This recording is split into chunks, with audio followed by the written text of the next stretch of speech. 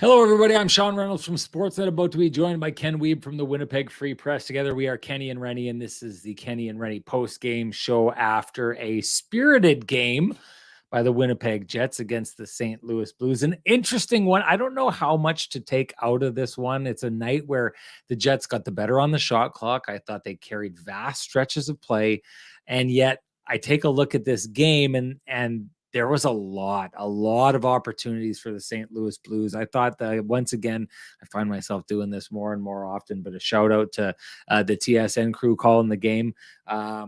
Dan and Kevin, for kind of pointing out the idea that there was a stretcher. I'd sent it to Ken. I was like, it was almost comical, the bad puck luck that it seemed like the St. Louis Blues were having. And maybe I shouldn't call it puck luck, because there's a lot of examples in there of a kind of never say die attitude by the Winnipeg Jets that I really thought carried them in this game. And that a lot of times is the difference in the game. I mean, imagine this scenario. Let's play the what if game. I know sometimes people hate, and hey, I'm the guy who sometimes hates playing the what if game, but I take a look at Jordan Binnington, and let's just get this out of the way right now. This to me is quite simply and quite easily the pristine wake-up call, the pristine roofing wake-up call for Jordan Binnington when he goes behind the net where there's already a Winnipeg Jets player and already one of his own players, and kind of casually watches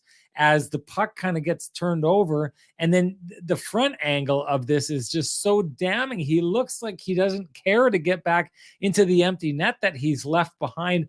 This ends up being the 4-2 goal, and the 4-1 goal. Now imagine what this game would have looked like down the stretch if he hadn't allowed that goal, hadn't made that boneheaded error. And then all of a sudden the St. Louis Blues score that second goal, and now it's 3-2 down the stretch, right? Now it's a 3-2 grind, and now you got to squeeze the stick a little harder. The entire complexion of the game is different if Jordan Binnington doesn't absolutely bone it there. It reminds me of Stuart Skinner. Sorry, not Stuart Skinner. Why am I drawing a blank right now? The backup goaltender, Ken will be here and he'll correct me when it's time, but the backup goaltender for the Edmonton Oilers, and how he left his net, kind of gifted a goal that ended up getting the Jets to overtime and getting them 2 points in that game.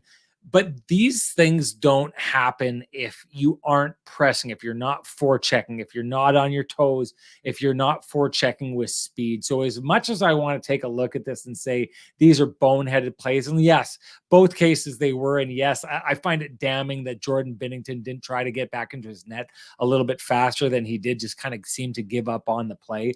But again, the reason those plays exist is because the Jets are doing what they should be doing in that situation. And that's fighting to get to the puck, to cut off the wall, to do all those kind of things, to be there just in case the opposition goalie decides to do something stupid, which Jordan Binnington did in this situation, which is why, of course, he gets my pristine roofing wake-up call of the day. You know what that means. Hey, if you have any issues, and it's starting to be this time of season where those issues are happening with the constant snow and melt, you're going to see problems start to pop up on your roof, maybe on your siding, all your exteriors. You know what to do if you're having those issues. You can just wake up North End Rick, 1-204-981-6281. Give him the pristine roofing and siding wake-up call. If you don't want to do that, you want to call someone else, well, you can call Pristine Roofing at 1-204-237-7663. This was one of those organic ideas that came from our chat room, the whole idea of the pristine roofing wake-up call.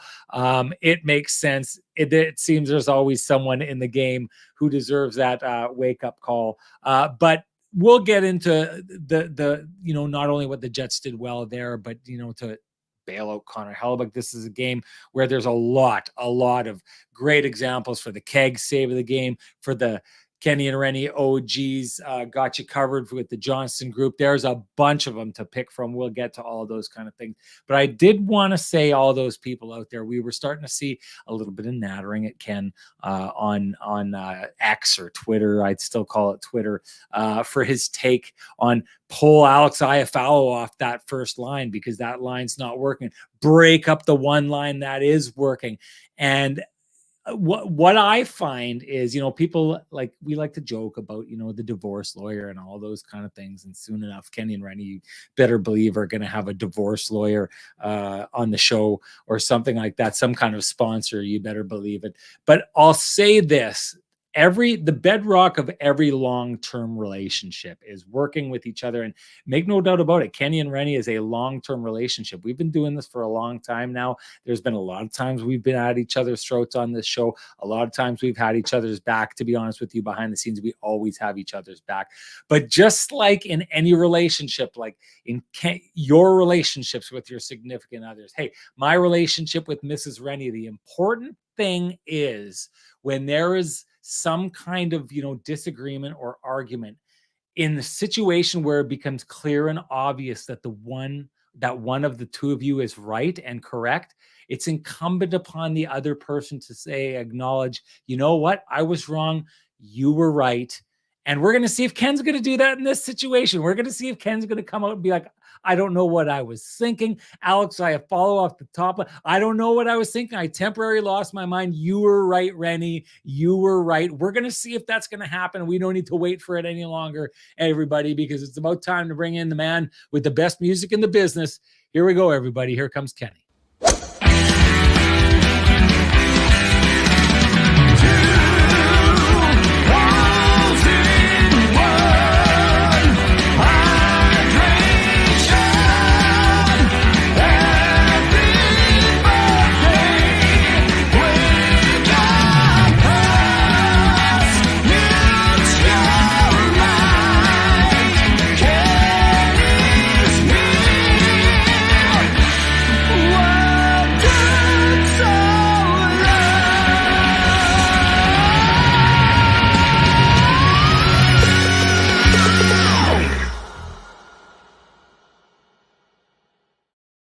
Kenny, in the time that we've been doing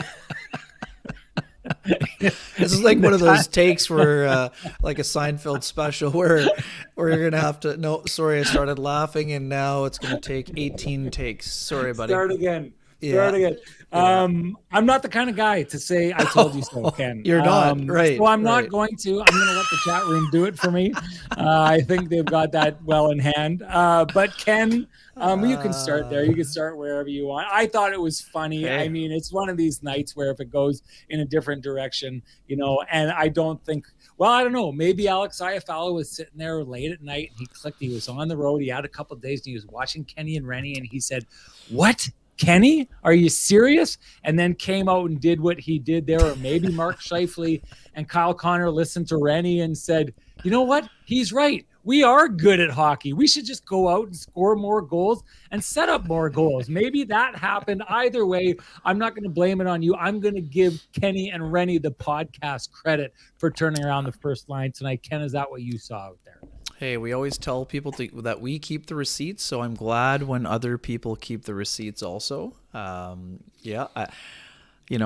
didn't hear a lot of people saying keep the line together outside of you. You said keep the line together, but not because the line was playing well. Come on. Sorry. Come on. No, people didn't agree with you that they should put Nino there, but not a lot of people were saying, yes, that top line is playing great. Okay. All right. So you're saying Renny was the only one who was right. Okay. I like where you're going with this. Continue on. You weren't actually right on that sense either. Hey, Alex Iafallo, unbelievable game. 4 assists. That's a career high for him. He was on fire out there, and he needed to be. And as I mentioned, and also in my response to Scott Hayward, and shout out to Scott Hayward for listening and for taking the first swing, no problem whatsoever. I've got happy to absorb them when they're coming my way, no problem. As you would recall, I didn't say that it was Iafallo's fault the line didn't look good, but let's not kid ourselves, the line hasn't looked good. So I stand by what I said. And, that line looked like what a first line's supposed to look like. And a lot of that had to do with, the very dogged play at both ends of the ice, as Scott O'Neill pointed out in his post-game chat with Mike McIntyre, my colleague. That line was great in both ends. Those 3 guys were great on the power play, which needed a boost. Again, 3 games in a row, 4 goals in that stretch, but let's not kid ourselves. That's the best Mark Scheifele's played probably this, not probably, that's his best game of the year. He had gone 6 games without a goal, and I thought he was great. Not just because he had 3 points, but he was dogged in all 3 zones, lots of back pressure. And, Sean, as you mentioned, on the wake-up play of the game brought to you by Pristine Roofing, if Mark Scheifele's not pursuing that puck on the cycle, yeah, Jordan Binnington's not there to begin with, right? So good job by him there. And, hey, Kyle Connor is not going to score an easier goal than that one there. Empty net, and Binnington, he went around the net on the wrong side. That was I don't think he wasn't hustling. He just took the scenic route, didn't he? I don't know why he didn't just go to his left instead of to his right. I don't know if you saw what I saw in that camera angle from the front, but the look on his face, he looks borderline disinterested. Like, you can tell it's almost like he gets in behind the net and he gives up on the play, right? Like, he looks like he's like, I messed this up. I mean, it's going in. I give up on the play, or else my defenseman's going to bail me out. It very stands starkly to me in contrast of what the Winnipeg Jets looked like tonight, in that they were never giving up on a play, and everyone was doing everything they could to try and keep the puck out of the net. When you're the opposition team and not even the guy whose job it is to keep the puck out of the net looks like he's interested in fighting to keep the puck out of the net, no wonder that we get the results that we got on the night tonight. I mean, we've both been around Jordan Binnington, and disinterest is really not something that is part of his DNA, so I wouldn't go that far. But definitely was a terrible play, and it cost them big time for sure. Jets overall really solid, with the exception of a couple of strange things, Sean. I mean, in a very one-sided game in a lot of ways, that could have easily been a totally different game were it not for a bunch of the kick save by Dylan DeMello, Vladislav Nemesnikov doing a great job of being in the net when Connor Hellebuyck was swimming. And Oscar Sundqvist ripping one off the bar, and Braden Shen thinking he's got an empty net, only to have it carry him off of Nate Schmidt's stick. Like, the breakdowns were of the extra large, double XL variety for me, Sean. Even though the Jets had a very substantial edge, 13-7 in high danger chances at 5-on-5, and. But expected goals were 2.43 to 1.64, and that's for the Jets. But I just didn't, in a game that looked tidy, Sean. It was not tidy. It wasn't tidy. It's again the thing that I was talking about, in that the Jets are the better 5-on-5 team. Yeah. They get the better chances, but it just seems that the chances that they give up are bangers, right? Like, they're absolute bangers. And that, I guess, maybe when you've got a guy like Connor Hellebuyck, who's one of the best, if not the best, goaltenders in the world. I say it every single time I bring him up. You can get away with that every once in a while, but on a night like tonight, he wasn't at his best, and the Jets still got away with it. And they got away with it because they never gave up and they outcompeted the other team. So, but you're right. Like, this game, it could have, especially at the beginning. I mean, the shots, I believe, at the end of the first are 12-10, right? And then after that, the Jets kind of take over. Once again, we've been talking about coming out and the Jets in their second period absolutely taking over games. They continue that, but at the same time, a lot of plays here that could, had they gone the other way, had St. Louis got a little bit of puck luck, all of a sudden we're looking at an entirely different game. Just like I said, even if Jordan Binnington doesn't mess up that play behind the net, all of a sudden maybe it's 3-2 down the stretch, and it's a little bit of a grind down the stretch here. So it's an interesting game, because when you take a look at the 5-2 score, and we take a look at the fact that the Jets kind of took things over shot-wise, the high danger, all these things that they've been doing all year long, you sit back and you think, oh yeah, we got this game, and this is just the way that it's going to go. But things go and bounce a little bit differently, and we're looking at this maybe as being one of these games where we're like, how did the Jets lose that one? And keep in mind, if they lose that game, they're back to being a .500 club if they lose that game. And we're sitting here and we're racking our brains on how is this team the best team on the ice most of the nights that they play and finding a way to lose. Again, a lot of high danger scoring chances. They didn't go in the net, so it looks great for the Jets tonight. To your point, it could have looked entirely different. Yeah, and it's interesting. I mean, we expect. I mean, Scott Darnell said that Laurent Brossoit is likely to start on Thursday, and that makes sense. But to me, Sean, I mean, it's easy to say a second guess, but I mean, we were talking about this already well before the game. I mean, I thought that this was a game that made sense to start Laurent Brossoit in. I understand why they went Hellebuyck Saturday afternoon. I totally, it makes sense to me, but I'm not saying that Connor or Hellebuyck looked tired because they had a 2-day break between games, but I don't think that he was not as sharp. But I mean, there were also times when he did look sharp, but there were also times when he was kind of battling a little bit or over pursuing. So, I mean, again, not a knock. He's been playing a lot, so he's going to get a chance to reset. And then guess what? Connor Hellebuyck will be between the pipes on Saturday afternoon against Jake Ottinger in a great clash of the goaltending titans. Yeah. And my pick this year for the Vezina Trophy. Mine as well. Great minds, I guess. Hey, there we go. Yeah. There we go. Anyways, found some common ground. No doubt about that. So yeah, I mean, it's like I said, I don't think that Connor Hellebuyck was tired, but we've been talking about this a lot. I mean, if you want to get Laurent Brossoit to 25 to 27 starts, he's got to play more. And I mean, we know there's a back-to-back coming up next week with Buffalo and Arizona, and he'll get one of those games. But he just needs to get into a little bit more of a rhythm, and this should allow him to get into a little bit more of a rhythm. Slowly but surely, Connor Hellebuyck kind of chipping away at those numbers here.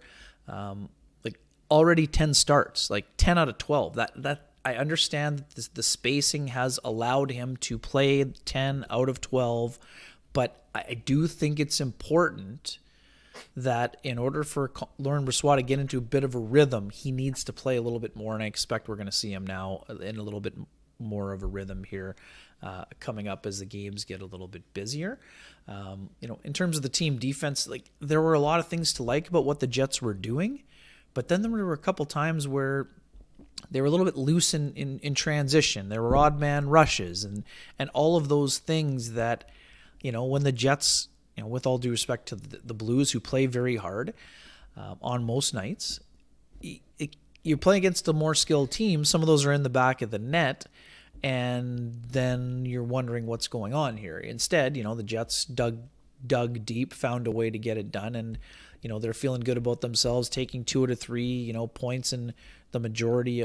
Just one regulation loss in their last 8. One regulation loss in their last 8. So that's impressive hockey. That's a long stretch of really good hockey, and now the tests will continue. I mean, the biggest thing for me, Sean, and we've watched St. Louis a lot since 2018, even 2015 for that matter. The thing for me, they scored 10 goals in 2 games on the weekend.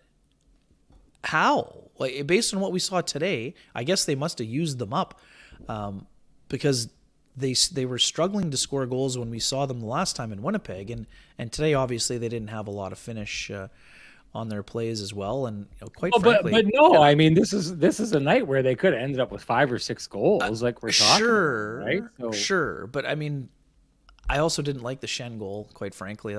That's one that Connor has to have. Fair enough. It's right through him. I mean, that's one that he's got to have there. Anyways, it's neither here nor there. The Jets did what they needed to do, but I think they're going to need to elevate their game a little bit further in order to, especially come Saturday. And never mind, come Saturday, they're going to have to be sharp when Nashville rolls into town because, they're probably playing a little better than some people expected on some nights here as well. Yeah, no doubt. Hey, where's the show going? We're already a third of the way through this show and getting rolling here. Hey, we've been talking about how Jordan Binnington didn't look that good. Maybe, just maybe, if we wanted him to look better, you could dress him up in some Vittorio Rossi clothes after the game. That would probably cover up the stink of that play there, because there's nothing that Frankie and the boys can't do to make you look good, even after a bomb like that, a wake-up call. So you know what to do. If you've put yourself in a bad spot, if you need to look better out of it, head on down to Corden Avenue, go to Vittorio Rossi, see Frankie and the boys, tell them Kenny and Renny sent you. It's going to be nice, Ken, to get out of these rags that we've been wearing the last couple of shows and get back into some suits here. I'm feeling the need to look better than I have been. So that's going to be good, like you said, Thursday and then again on Saturday. Don't be calling this FootJoy golf shirt a rag, though, buddy. Come on now. listen, just go with it, Ken. I'm trying to do a promo here, for God's sake. Okay, let's get into the power play.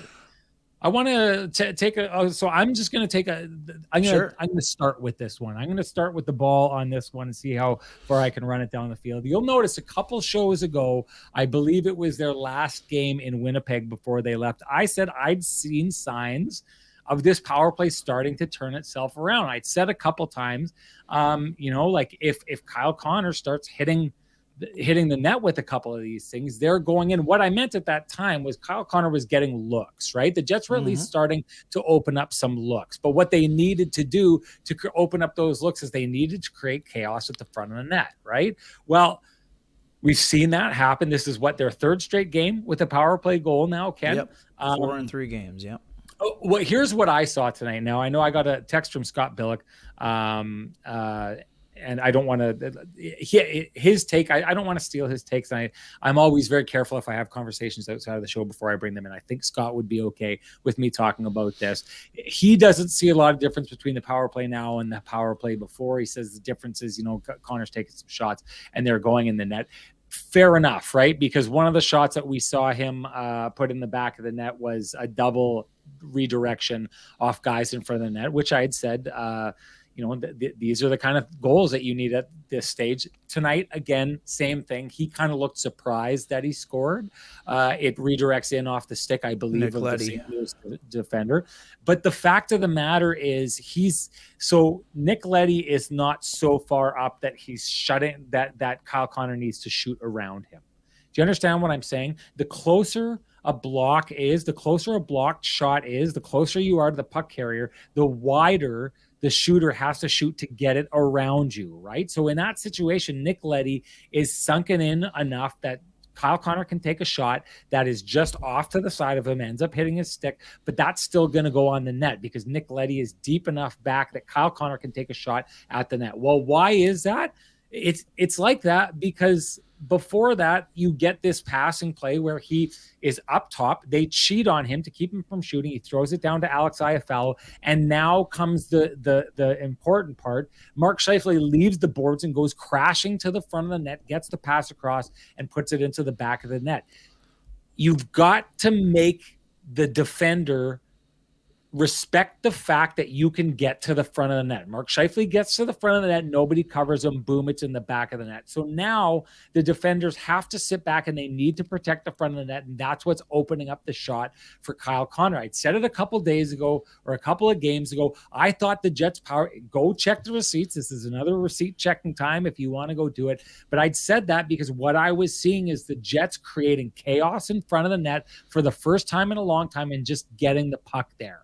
And maybe it didn't go in right away. It was the Rangers game, I believe. It was the Rangers game we were talking about that I said, listen, I know it's not going in, but I think that they're showing signs of the things that you need to do. Get a couple bounces. All of a sudden you get confidence. All of a sudden those shots that Kyle Connor is taking instead of being right into the crest are starting to find corners. All of a sudden, because there's chaos, pucks are bouncing off players and getting to the back of the net. But the important part about this is you have to make the defenders protect the house if you want to open up a shot from a guy like him. And if you open up the shot from a guy like Kyle Connor, then your defenders have to respect that, and that opens up the front of the net one way or the other. Before this, the Jets were just passing it around the horn, passing it around the umbrella. When Nick Ehlers was on there, they were passing it up to him, and he was skating and trying to get that shot up. It wasn't working. They were too perimeter. They've switched that around, Ken. That's why I think their PK is working right now.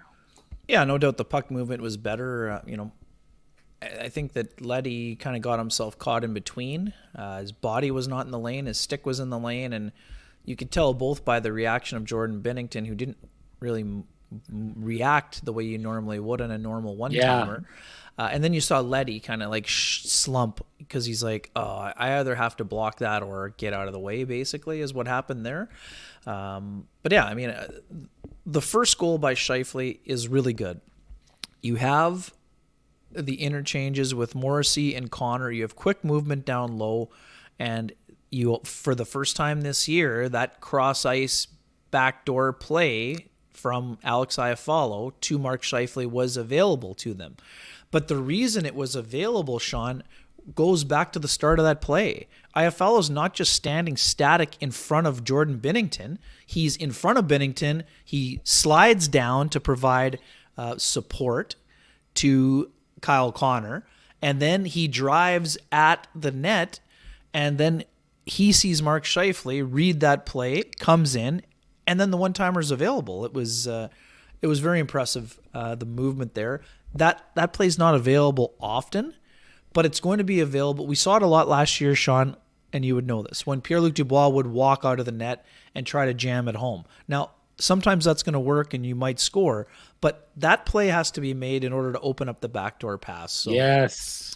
That's what You we have saw to there respect. today. You have to respect the near post. Yes. Right. Yeah. So, I mean, the fact that the Jets have finally started to get some reward on the power play is important to them. They were saying all the right things, and even when they were a little bit too stationary and stuck way out on the perimeter, they kept their belief and worked hard and fought their way through it. Now, they've been near the bottom of the NHL, so it's going to need to go on a decent clip in order to move into the middle third, and then if they can try to get themselves into the top third, then they'll be feeling really good about things. But it's a start, and it's an important start for them, and it's something that they really needed to do because you can survive with one of your special teams struggling. You can't often survive with both of them struggling, No. and quite frankly, they were both struggling during this stretch here. But as we know, it's early, 12 games in, 70 more to go. So the Jets have lots of time to stick with this and see what happens as they move along. But their confidence level is, much higher than it was, a week and a half ago when the, power play was stuck in that really tough rut there. So, yeah, I agree with you. I mean, their puck movement's been better, and they've got themselves feeling good about things. And, they got a goal from the second unit the other night as well from Niederreiter. So, I mean, that was also important, and it will continue to be important as they move forward here. No doubt. They to me, Ken, I think they've got the right formula right now. Yeah. The pressure up high, the pressure out low. Having the right formula is key for that. And I'll say this, Cambrian Credit Union has had the right formula for you and I. They're one of the reasons why we do our business with them. Mix of great rates, great customer service, great, products like the Unfee account that I've got my daughters signed up with, and also stuff like this. Just a great formula of supporting the community and throwing out the sponsorships and the donations that they do. Always involved in the community. Really happy to have them on board and always involved. They're just outside of being the Kenny and Renny OGs. Ken, they're just that close to being the Kenny and Renny OGs, but we'll give them that close moniker anyways. Good stuff by them. Give a shout out to Sweet Lou before we really start getting into stuff, because this is a show where like the Johnston group got you covered. Play of the game, the keg save of the game, the lamplighter, everything. It's going to be big conversations to have with these things. So let's do Sweet Lou before we get into that. Yeah, no doubt, for the folks who have real estate needs that they'd like to have met, whether you're buying, whether you're selling, whether you're curious what that house on the corner is going for, you can contact Lou Furlan of Royal LePage Dynamic Realty, 204-791-9971, or at the office, 204-989-5000. His email is lou@loufurlan.ca. That's L-O-U at L-O-U-F-U-R-L-A-N.ca. Lou Furlan, excellent realtor, excellent human being, and excellent supporter of the community. Am I detecting in the chat room a lot of kind of jabbering about like meeting up in the live venues. I love it. I love this kind of like wrestling buildup December 10th party. It's the Christmas / holiday party, but it's starting to Do you have the link? It's starting to like line up. I'll get it out there, but it's sounding in the chat room here like it's like a wrestling event, like December to remember or something like that. Because people are getting crazy. It's like, we'll be seeing you. Oh yeah, we'll say that at the December 10th. December to remember party. I don't know. Maybe we should change it and turn this into like get some luchador masks or whatever. Maybe we should get like a wrestling ring set up in the middle and finally have the K&R match that everyone's been waiting for. I don't know.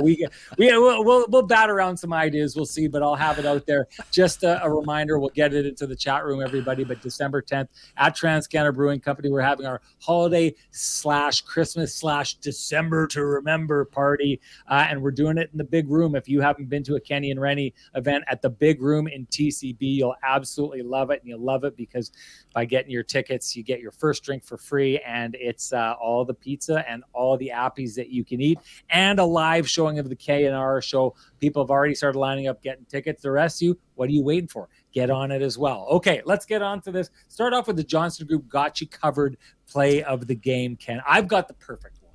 You want me to go first? You should, yeah. Okay.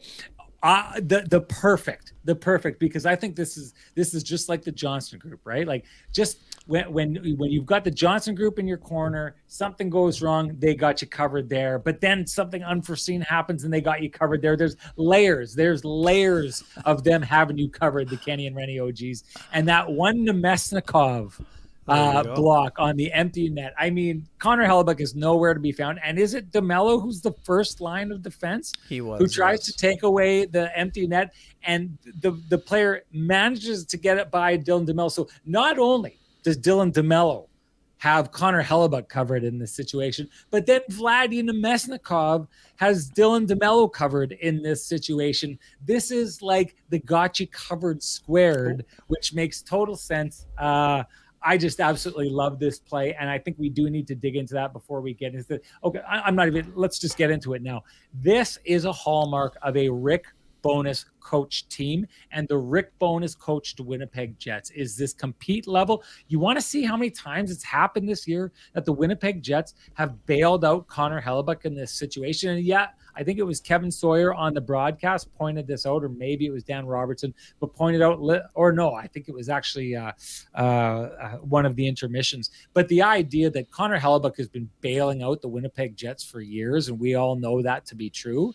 Yep. But the last couple of years, the Winnipeg Jets have been doing the same and really, really covering off Connor Hellebuyck in situations like this. I talk about that stat where I've said which goalie won the goalie battle. I mean, I still think Connor Hellebuyck wins the goalie battle here tonight. I think he's a little bit better than Jordan Binnington, and I definitely think so because of the wake-up call. But Connor Hellebuyck, this was not a banner night for Connor Hellebuyck. And yet he walks out of this game, like you said, allowing a stinker that he probably would like back, and still only allows 2 goals on the game. And the reason is because his team defense around him, there's 1, 2, 3, 4 guys at every turn. I think of Iafallo a couple of games ago where the puck got behind him and Iafallo clears it out. This Winnipeg Jets team does not stop fighting until the puck crosses the line in their own net. They do not stop defending, and that's why we've got that. And to me, that's just the absolute perfect got you covered square, layers of coverage, just like the Kenny and Renny OGs at the Johnston Group. Absolutely phenomenal. And hey, do you run a small business in Canada? Look to Canada's #1 employee benefits plan, Chambers Plan, to give you a competitive edge. Chambers Plan is the simple, stable, smart choice for over 30,000 businesses countrywide. Visit chamberplan.ca to learn more and how you can have the Johnston Group cover you, just like they do every Kenny and Renny podcast with the got you covered play of the game. Well done. Couldn't have said it better myself. I'm going to throw it to you for the keg save of the game then. Yeah, I mean, you mentioned his name as the double layer. I mean, the kick save by Dylan DeMello is an absolute beauty. It is the street hockey special. It is all of the things. Another example where, I mean, the net it's open. I mean, Connor Hellebuyck makes the initial save and it's right there, and much to the chagrin of the St. Louis Blues player, absolute robbery by Dylan DeMello, and just a really He channeled his inner Connor Hellebuyck on that save. I mean, he's the kind of guy who, he's so fundamentally sound positionally that he doesn't have to make a ton of athletic saves because he doesn't have to, because his positioning is so good when he's at his best. And today he was not quite as sharp as we're used to seeing, but Dylan DeMello was there for him in terms of delivering that keg save of the game. And we should visit any of the 3 locations in the city. And we know the keg delivers, just like Dylan DeMello delivered for Connor Hellebuyck. Did they deliver? No, sorry, they delivered. Just leave deliver in the food, buddy. With the food, with the good meal and the experience. Listen, Come on. When you're there, I didn't say it was a special delivery. Well, I said they deliver when it comes to the excellence. Listen, we'll let the chat room decide whether they thought that you were talking about delivery or not. I don't know. Anyways, all 3 locations is where you can go and spend the $50 gift certificate that the keg is generously donated and giving away every single Kenny and Renny episode. They are making it rain keg gift cards. My mouth is watering just thinking about it, but it's time to announce the winner. And this is, by the way, I got to say this. I asked people and said you could sign up for a second a second entry to win the keg save of the game and the lamplighter play of the game. And people just jumped on board all over that. So there was a ton of people who not only left comments in the show, but they left it afterwards on the YouTube video where you can make comments, which really kind of helps people. It helps with our algorithm, helps people. I saw people jumping on there, Ken, saying, I'm just here to boost the algorithm. Thank you for that. I just love it how when we put out a call for help from our audience, everyone always jumps up. You did a great job. So I'm glad that someone who jumped in there won today. I don't know if this is a person we've had on here before. Definitely, I don't think they're a winner unless they won under a different name. But the keg winner of the save of the game from our previous game is at Mission Mode. At Mission Mode is their handle on YouTube. At Mission Mode, you know what to do. Direct message me at SN Sean Reynolds. I need your full name and I need your email address. You get me those things before the next game, and you will have your very own $50 gift certificate to the keg that you can spend at any of their 3 locations in the city. Congrats at Mission Mode, and thank you for jumping on board and leaving that comment there. Ken, before we do hop into the next thing here, and I don't want to, I wanted to shout this out here. So Julie Sue, who's been around since the very beginning of K&R, I believe she lives in BC, but she always tunes in. Jets fan here. I'm throwing up a comment here. It doesn't really have anything to do with what we're talking about now, but Julie Sue behind the scenes is a sister of a colleague of ours. I'm not going to, totally put his name out there, but Colin, you met him before. He loved golf. Ken, phenomenal golfer. And he always wanted to bring you in. Actually, I said to him, he's the guy. I said this joke on the show. He would always have me at these Rogers corporate events. And Ken, you know that I can fall apart on the golf course. It happens quite often. And I'd said, Ken works with us. Now you should bring Ken in. And he said, Sean, I host these tournaments. I'm not trying to win them. That's why I bring you on board. So Colin, absolutely great guy. Julie's brother. I found that out. I talked to Colin a couple times. He wasn't quite the hockey fan that Julie wasn't as intense into it as Julie was. Every once in a while, I tell him about our podcast, and he'd always seem a little befuddled by it. He definitely didn't check in. But Julie won the lamplighter one time and gifted it to Colin, so he was a benefactor from the Kenny and Renny show. Colin passed away, yeah, and so it's not something that was entirely unexpected. Julie has been gracious enough to share behind the scenes with me some of the struggle that he's gone through. I'm not going to get into it. That's for his family. That's his family story to tell.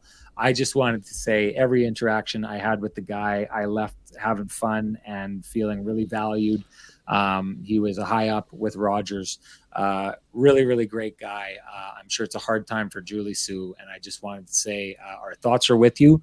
And boy, oh boy, he was great to work with and a great person to get to know. And I consider myself I'm honored to have spent time with him, and I value the time that I spent with him. So Julie, our thoughts are with you. We wish you and Colin's family all the best. Ken, I'm going to make the turn. It's hard to come out of that, but let's do it anyways. Let's jump into your TCB lamplighter. What do you got? And everyone else, please feel free to jump in there and share with me your lamplighters as well. Yeah, I mean, there's tons of great options, but speaking of emotional times,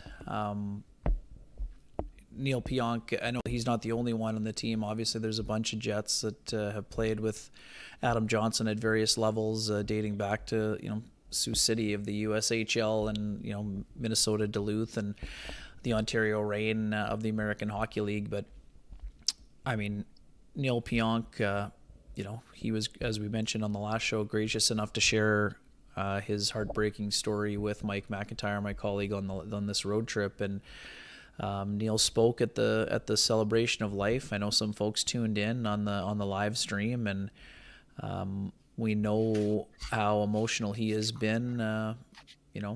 Losing someone who he considered a brother, essentially, a guy who was in his wedding party, and a guy that, quite frankly, Neil's a guy who has a quiet demeanor, but has a real sense of humor. And, he shared that, Neil got off to a tough start, and Adam was the first guy to say, hey, you need to pick it up. So the fact that Neil Pionk scored his first goal a day after speaking at the celebration of life, people can, is it a coincidence? I don't think so. I mean, this is a guy who has found some solace during an incredibly difficult time on the ice.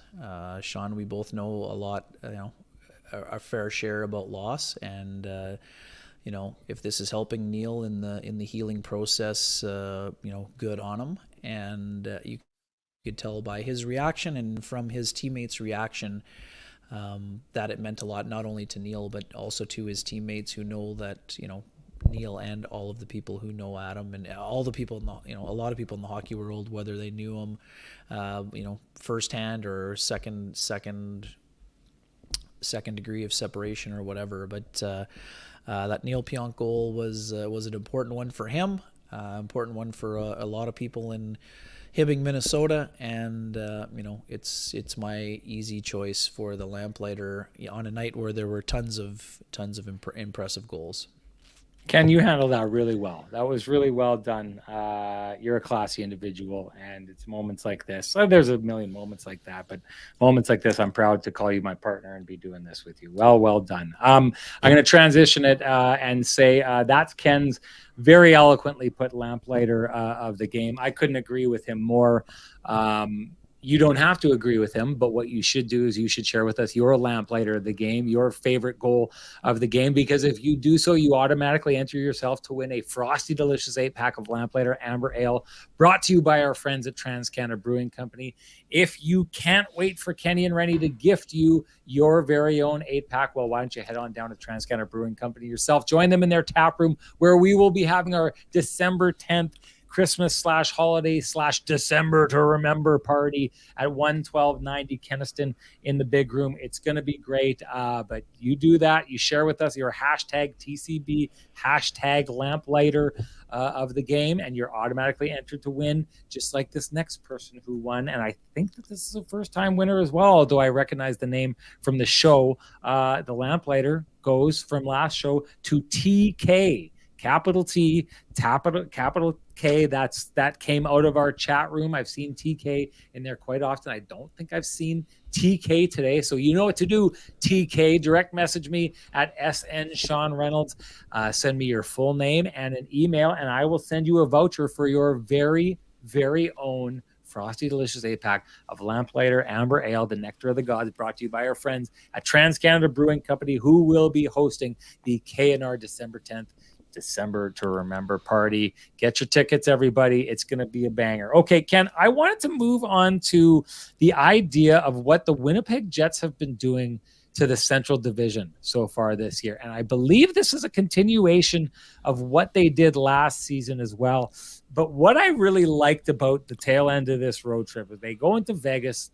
They lose that game. It's their third straight loss, although they'd taken points in the previous 2 games.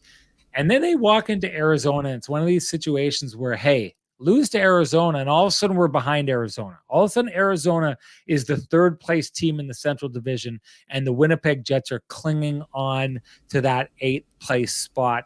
And they wouldn't have been clinging on to it anymore. The St. Louis Blues would have passed them before this game had they not done that, had they not taken care of business. But what I saw here is the Winnipeg Jets in 3rd place, and here came the Arizona Coyotes nipping at their heels, and the Winnipeg Jets reached down and smashed them back down. And then the St. Louis Blues tried to do the same thing today, and they tried to get up there. Exact same result comes out of that.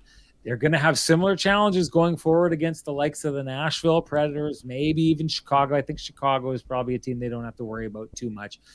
But when the Winnipeg Jets need to make hay, boy, oh boy, are there a lot of sunny days when they play the Central Division again. Yeah, it's so important, and it's the kind of record. It's important if you have a good record in your division, it can be the separator when it comes to the mushy middle, and no doubt, maybe avoiding a wild card and potentially getting that 3rd spot. I mean, we talked about it going into the year. It was Colorado and Dallas, and then kind of a bit of a coin flip from, whether it was Minnesota, who's struggling, to St. Louis, who's been a little bit up and down, to Nashville. I know there were a couple people in the chat room ripping Nashville. I mean, Jets are only 4 points up on Nashville, so I'd be careful when it comes to dismissing them. Now, there again, head-to-head game, you want to be 6 up or do you want to be 2 up? I mean, it's never too early. They've got 4 games in a row against Central Division teams, and they're off to a good start here on this road trip in earning victories against Arizona, who, they're still in that kind of playing loose phase where there's not a lot of expectations around the league for Arizona.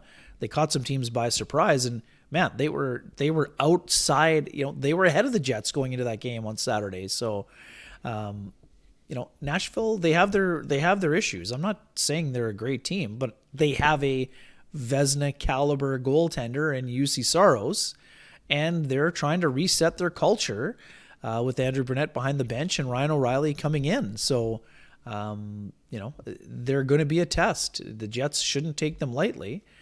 We saw down the stretch, even after they had traded their players, they play hard. And they always play the Jets hard. It's one of their rivals dating back to the great playoff series in 2018. So, anyways, that's neither here nor there. The Jets have done a great job against the Central. They're going to have to keep that up because, as we mentioned, I mean, if they're good in the Central, that will help their chances. The classic from Kenny's water bottle, right? Kenny's water bottle says, no one needs to agree with Kenny, but it's hard to disagree with a man who's never wrong. I like it. Good stuff. Not accurate, but we appreciate the thought. Yeah. I want to attach this idea of the Winnipeg Jets and what they did, because to me, down the stretch last year, that was the very reason the Winnipeg Jets made the playoffs, right? You go down the stretch, they've got that big game towards the end of the year against Nashville. It was earlier on. They were, I think they went to overtime. It was a KNR live show, Ken. An afternoon game, I believe, that they played. It was kind of the start of Adam Lowry's surge towards the end. He said that they're trailing against the Nashville Predators in the 3rd period. Adam Lowry scores to tie the game, and they go and they win in overtime or a shootout. I can't remember which one it was. But down the stretch, the Winnipeg Jets barely made the playoffs. And I think the reason that they did is when they were playing the teams for the most part that were chasing them, other than that loss against the Calgary Flames right towards the end of the season, they beat those teams, right? So we saw it from Nashville down the stretch there. They were beating everybody and everybody and everybody and everybody. And then all of a sudden they came to play the Winnipeg Jets, and the Winnipeg Jets absolutely ground them down in that game. I am going to tie this to the mentality of this team this year not being slaves to momentum. So I think this is one of the things that makes the Jets really, really good, is their ability to kind of go out and say, you know what we need? We need a real good push here. and then just going out and getting that push, right? Like delivering when you need to deliver, right? So I think of it like this. In this game tonight, it starts out and Adam Lowry's line starts the game and just gets caved in. Something I don't know that we've seen that happen this year, Ken, but they go out, they get absolutely caved in. And then the next lines come out and follows. And for the first 7 minutes or so of the game, it's dominant by the St. Louis Blues. And then all of a sudden, Adam Lowry's line comes back out and they turn the tide and it goes the other direction. And then Mark, I think it's very shortly after that they get the Scheifele line gets their first goal. Penalties drawn. Was it Mason Appleton who drew that first penalty? I can't remember. I know that he drew one. Anyway, regardless, my brain's not going to find that. It's Ehlers who does it. Okay. Yeah. But regardless, that line going out, and so it's not one of these nights where the third line does absolutely everything. Like, okay, let's go and dominate. Let's go and crash and bang the other team, and let's go, Nino's going to get a hat trick and we're just going to go dominate and go win the game ourselves, right? It wasn't one of those nights for that line, but I do think that was the starter's whistle, right? The Jets were late to the game, just like they were late to the game. I guess that's something we could maybe talk to at some point if it keeps being a problem. They keep getting points, so it's not huge yet, but the Jets seem to be a little bit slow out of the gates against teams. But it seems to me that that's the line that like kind of looks to the rest of the bench and says, okay, guys, that's enough.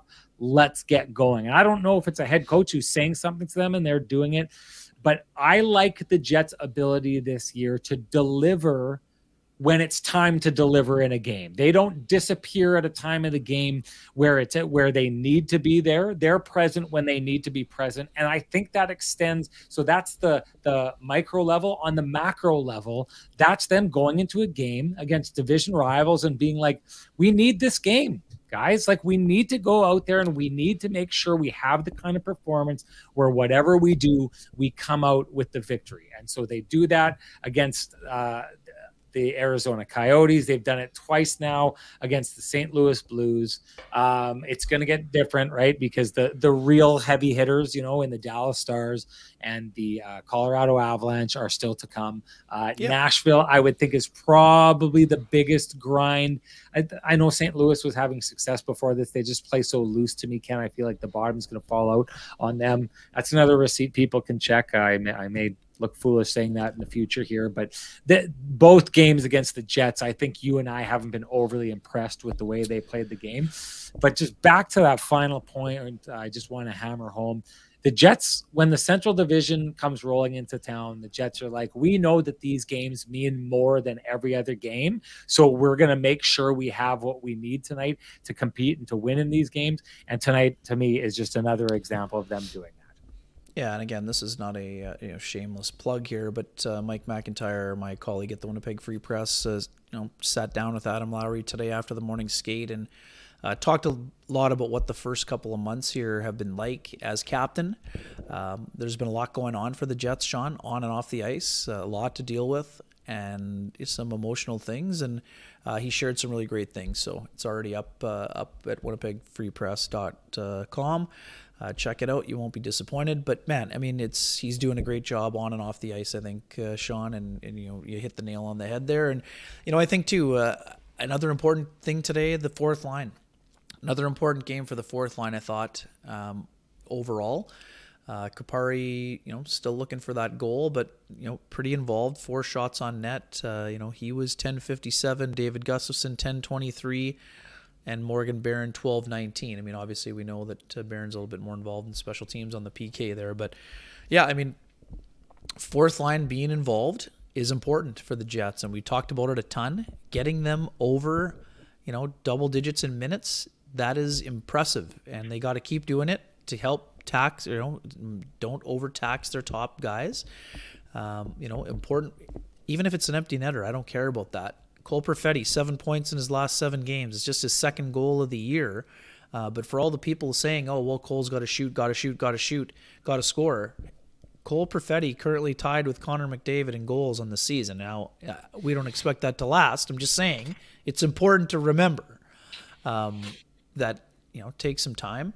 I know some people are still expressing concern about Nikolai Ehlers. I don't think that he's playing his best. That's evident. And I don't just mean in terms of points. Something looks off with him, and he's not, as explosive. There are bursts, but I don't think he's been as explosive for extended periods. But at the same time, I don't think it's a humongous cause for concern. But I do think he has another level. He knows it. You know it. I know it. The chat room knows it. And the Jets are going to need to get him going. But and for folks asking, Gabriel Velarde, still only, it feels like forever for a lot of people. I understand this, but I think it was only 3 weeks since the original injury today.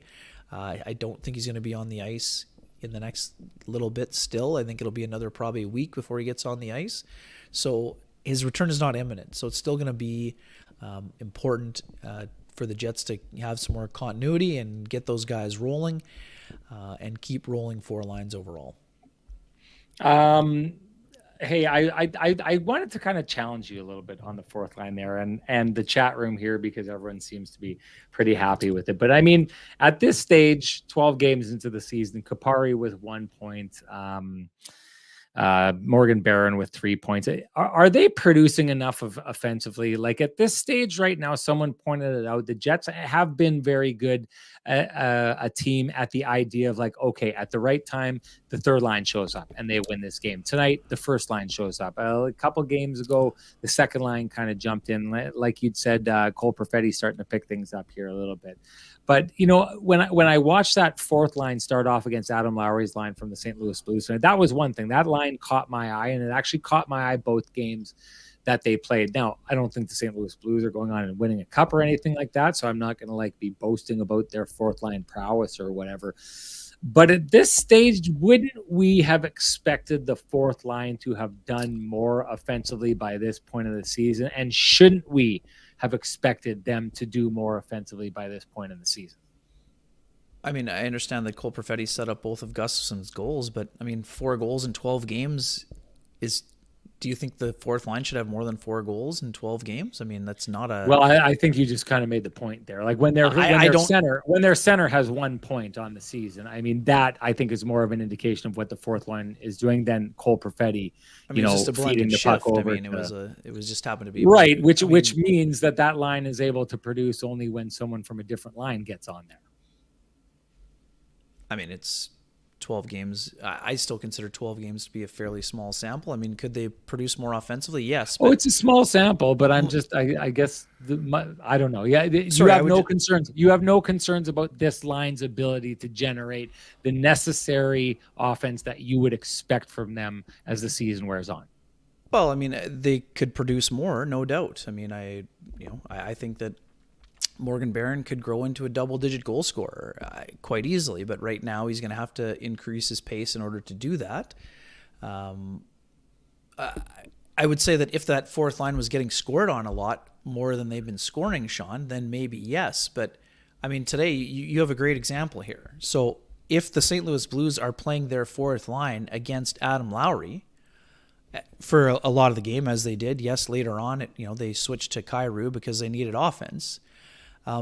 That means the 4th line is playing against probably the 3rd line or higher for the Blues, Sean. And I don't think that they were just treading water today. Like, they didn't have a ton of offensive chances, but I thought that they probably I mean, I'd have to look at it, but I don't think they got caved in, even though they had to play, against a higher level of competition than maybe normal. Could they produce more? Absolutely. So, I guess I'm not concerned. Sorry, I'm not concerned by them. And then secondly, I just don't think that they have, until Velarde's back. I mean, I think Dominic Toninato could come in and give them a boost, but I don't think that he's coming in and producing a ton more offense than what they're getting. But yeah, I mean, it's not a concern for me. But of course, I guess they could score more. I mean, but they have 4 goals. So I would say it like this: like if we take a look at what the Vegas Golden Knights did last year with all 4 of their lines. The Winnipeg Jets saw a game lost in game 4 in Winnipeg is it both game 3 and 4, where members of that fourth line basically alter the outcome of the game, right? Like that line that Keegan Colasar is on is the kind of line that can go. So here we are, we're talking about how the Winnipeg Jets are getting by because the third line is going out and winning games. The first line is going out and winning games. I mean, one of the reasons the Vegas Golden Knights are who they are right now and who they were last year as Stanley Cup winners is because they had four lines that could do that, right?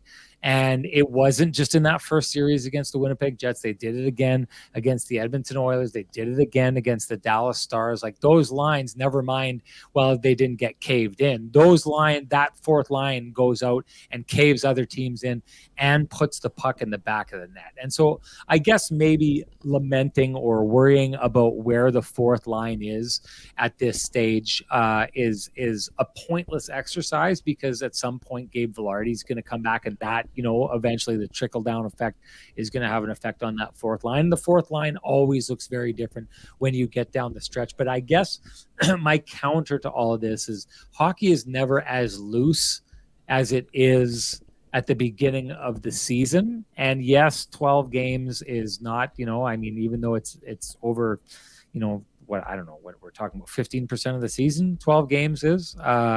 It's a small sample size. I just would feel a lot more comfortable if I knew that this line was capable of grinding every once in a while, jamming the puck to the front of the net and putting the puck in the net, not just trying to hold on, because then I know people are going to slaughter me because I'm about to bring up plus minus, but Rasmus Kupari is a -3, David Gustafson's a +1, and Morgan Barron is a -1. And to your point, David Gustafson is getting his points off passes from players further up in the lineup than that. So that's probably saving his plus minus as well. I think at some point you have to have a fourth line that pushes, that can put the puck in the net and grind you out and win you some games. I haven't seen that capability. And the central figure of that line we go back to is Rasmus Kupari, right? Like that's the one thing that's probably not going to change. I know we had the debate, would you take Rasmus Kupari out and put David Gustafson in? The answer to that, Ken, I think is that's not going to happen. I think Rasmus Kupari, that's his spot to lose. And I don't know what it would take for him to lose it. But I'd say this, like at some point that line needs to show me that they can go out, not only not get caved in, not just play even. They need to show me at some point that they can go out and punch the other team in the mouth and jam the puck over the line every once in a while to the benefit of this team. That's the only thing my takeaway from it all. Yeah, Vegas has the best fourth line in hockey. It didn't happen overnight. William Carrier had 16 goals last year. Colasar had 8. Nicholas Waugh spends some of the year playing on the second power play and on the second line when he's not on the fourth. So, that's an elite fourth line. I would say the Jets' fourth line is currently constituted, has some potential to grow into that, but they're certainly not at that stage yet.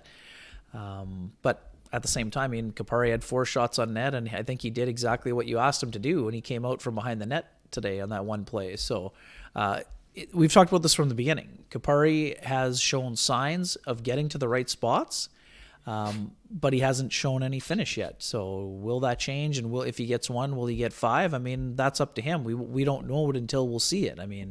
I would say right now there's more potential than production, but I like the way that line is played at 5-on-5. I don't see them getting hemmed in their own zone a lot. I see, Gustafson playing with much more confidence, skating better. Now, again, too, Morgan Barron is a guy who I think I like the way that he plays, but, those guys have room to grow, but I think everyone has room to grow at this stage of the year. We just came off a stretch where Mark Scheifele went 6 games without scoring. Kyle Connor had some sleepy games, and you look up, he's got 8 goals. You and I sat in the lobby talking about Kyle Connor. 8 and 12, he's well on his way to being north of 40, which I thought he'd have a good chance of getting. Now, he's going to have to sustain that for sure, but even on a game like tonight, Kyle Connor I thought was very effective. 7 shots on net, 2 goals.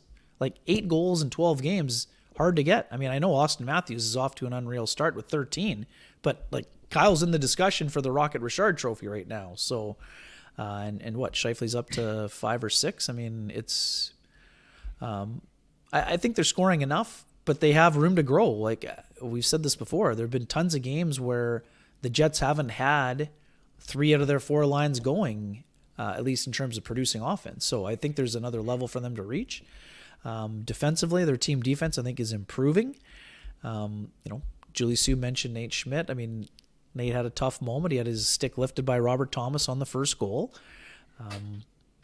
Now it's been 12 games in a row with Declan Chisholm not playing at all. I mean, I personally would have some temptation to play Declan Chisholm at some point here, but I understand that the coaching staff is leaning on their veterans and they're trying for Nate Schmidt to push through and raise his level. And I think there have been signs of that, but he's not playing at the level that he has played at before. So there'd be some temptation there for me in terms of Declan Chisholm, but I don't know that the Jets are going to break up the lineup. And people can say whatever they want and say, oh well, they shouldn't just not do it because it's a winning lineup. But we're talking about the things they need to be better moving the puck. That's one of Declan Chisholm's skills, but it's been 2 years since he's played in an NHL game, so I'll be curious to see how they handle it anyways. Just to address this for the people listening and not seeing, people are calling me out for flip-flopping on Kupari. Let's just pump the brakes on this for a second here. I made my statements at the beginning of the season. I said afterwards, I saw the potential that some people were seeing. I saw a little bit more puck-houndedness. I stood firm on the idea that I'm not seeing offensively what I need to see from him. Those of you who were saying the opposite can own his 1 point in his first 12 games of the season. I'll stick comfortably by what I've said about this the whole time. You can call flip-flops however you want. I think I've been pretty. It's not a flip-flop. I think I've been pretty bang on with this, my take on this. And until Rasmus Kupari starts showing the offensive flair that so many of you are expecting in the room for growth that everyone is talking about, I'm holding firm on the idea of what I've been saying here the whole time, counter to what everyone else is saying. And right now, the conversation is coming up, Renny, on this one time and time again. Okay, time to shut this down. Before we do go, I want to give a shout out again to the December to remember, the December to dismember, Roy Mack was calling it. Roy Mack's the kind of guy, he's been to a couple parties there, his arms are about this big. He's the kind of guy who could dismember some people if it were. He's my tag team partner if there's a tag team to be put together there. But yeah, December 10th, I'm going to throw it into the chat room here, everybody. This is where you can get your tickets. Like I said, we had a full packed house at the downstairs event at TCB last year for the year ender. If you haven't been to a full house party at TCB, they are an absolute blast when Kenny and Renny put it on. We want to pack that place. We want to show them what the K&R community is capable of. So head over there, grab your tickets, everybody. We would love to see you there. It's going to be a ton of fun. Great job by the chat room. You know what to do. Leave your comments in the YouTube video afterwards. It gets you a second entry to your keg save of the game for your TCB lamplighter. It also helps us out with having people find our videos. Leave a like, and if you haven't subscribed, please do that as well. And other than that, if you are enjoying the conversations that happen in these spaces, please support our sponsors who are fighting to keep the conversation going in this space for us. That's Vittorio Rossi, Pristine Roofing with their wake-up call, Sweet Lou Ferlin, Cambrian Credit Union, the Kenny and Renny OGs and the Johnston Group, the Keg, and of course, Trans-Canada Brewing Company. Thank you so much to them. Thank you to all of you. Great job here tonight, Kenny. We will see everybody after the game on Thursday. Another Central Division clash, Nashville Predators. Yeah? Yes, going to be a good one. We'll see you then, everybody. Thanks for joining us.